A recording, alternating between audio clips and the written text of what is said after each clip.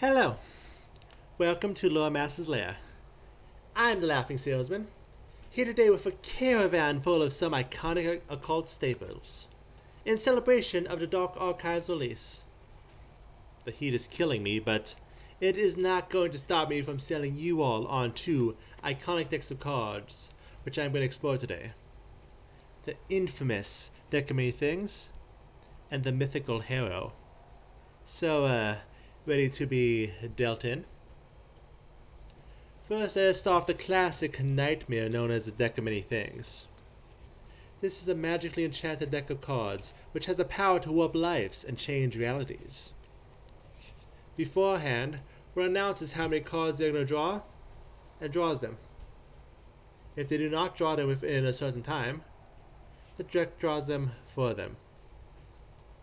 If you draw right, you can gain great wealth, powerful magical items, power, a castle, or a wish.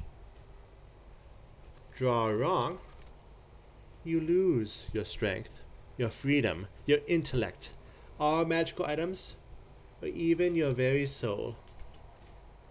You can have your alignment forced to be changed, get the answer to any question you choose, or start a war between yourself and an outsider, or potentially one of your own friends. You like a gamble? We have a gamble.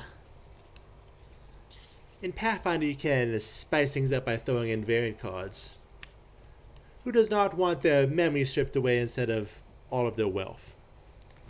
To become a skeletal champion instead of needing to fight one.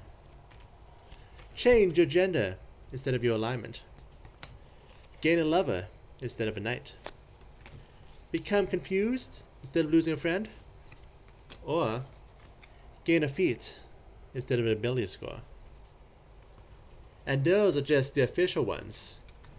When you're playing your own game and stacking your own deck, the choices are endless. But you might ask yourself where such a powerful magical item comes from.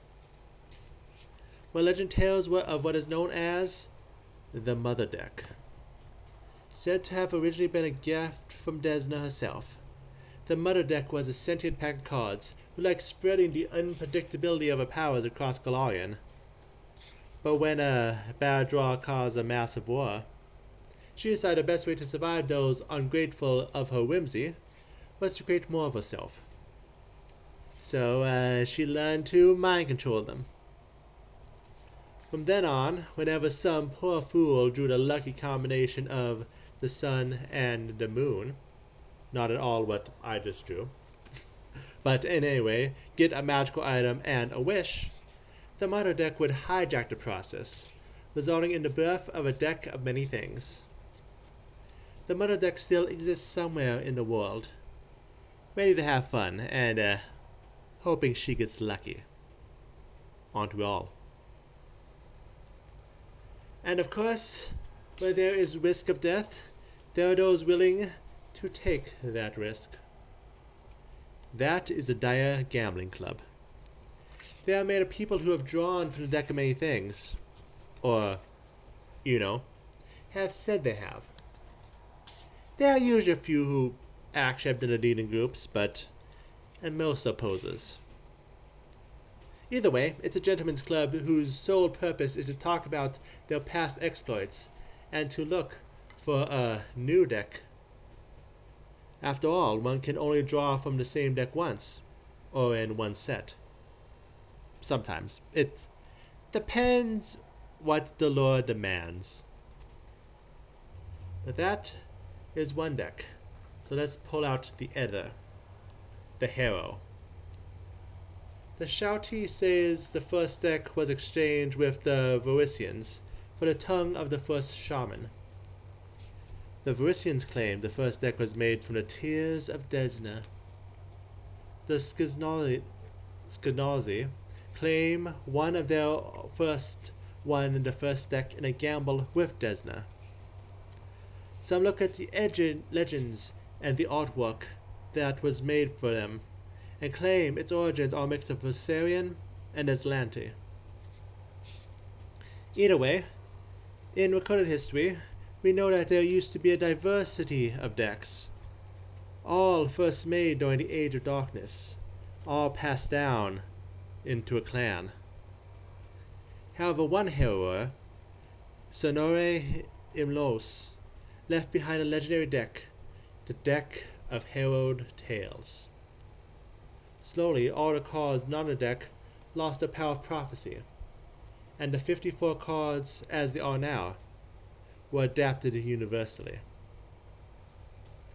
Harrow can be found across Golarion, but its traditional home is Varisia, Lastwall, Nemothis, and Ustalav. With the expansion of Tal and Cheliax, the tradition spread across as Avastan. Mainly as a card game at first, but eventually for its occult appeal. Trade eventually brought it to Absalom, especially after the death of Eredin, when the people clawed desperately for some accurate prophecy. It is also found its way to the Golden Road, where some experts claim it was Osirian who originally received the traditions from Nex, with no evidence to prove such, of course. That said, in the transfer of the 54 mentioned above, many cards were lost, and some still remain as legends for collectors. First, apparently there was an entire 7th suit which now stands lost. There was a card in Worship Desert called the Great Dreamer, but slowly faded as her creations moved away from her in the world to the secular. But sometimes it still appears in decks in place of the dance. The Prince of Worths, a card which denotes shadowy allies, is a card used in Ustalav to replace the twins.